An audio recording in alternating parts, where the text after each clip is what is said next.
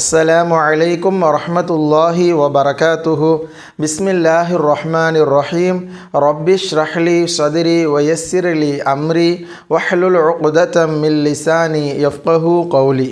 அன்பிற்கினிய மாணவ செல்வங்களே, அல்ஹம்துலில்லாஹ் நாம் தன்வீனுடைய பாடத்தை பார்த்து வருகின்றோம். இன்றைய வகுப்பில் தோசேர் அதாவது கசரத்தைன் பற்றி பார்க்கலாம். பிஸ்மில்லாஹிர் ரஹ்மானிர் ரஹீம். இந்த அலிஃப் தோசேர் பெற்றிருக்கிறது. இப்பொழுது இந்த அலிஃபை நாம் அலிஃப் என்று சொல்லக்கூடாது, இதை ஹம்சா என்று தான் உச்சரிக்க வேண்டும். ஏனென்று சொன்னால் அலிஃபிற்கு மேல் எந்த ஹரக்கத் வந்தாலும் அது ஹம்சாவாக மாறிவிடும். எனவே இதை ஹம்சா என்று தான் சொல்ல வேண்டும்.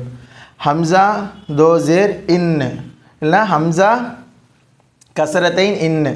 நாம் அவ்வாறு படிக்காமல் நாம் நேரடியாக படித்து விடலாம். இன் பின் நமக்கு ஏற்கனவே தெரியும், அதாவது கசரா வந்தால் இ என்ற சப்தத்தில் தான் முடியும் என்று. எனவே இ நமக்கு தெரியும். இங்கே 2 கசரா வந்திருப்பதால் நேற்றைய பாடத்தில் பார்த்தோம், ஒரு கசராவிற்கு உள்ளே நூன் சாக்கின் இருக்கிறது. எனவே இன் என்ற சப்தத்தோடு முடிய வேண்டும்.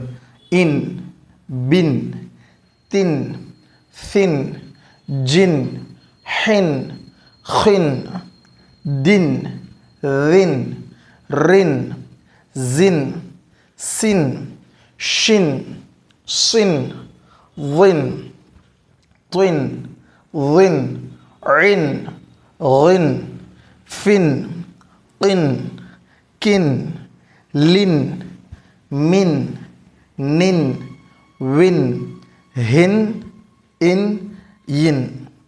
மாணவர்கள் இதே போல் படித்து பாருங்கள்.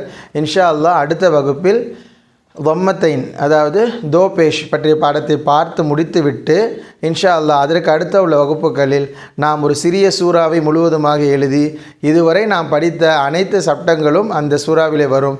அதை நாம் ஓதி பார்க்கலாம்.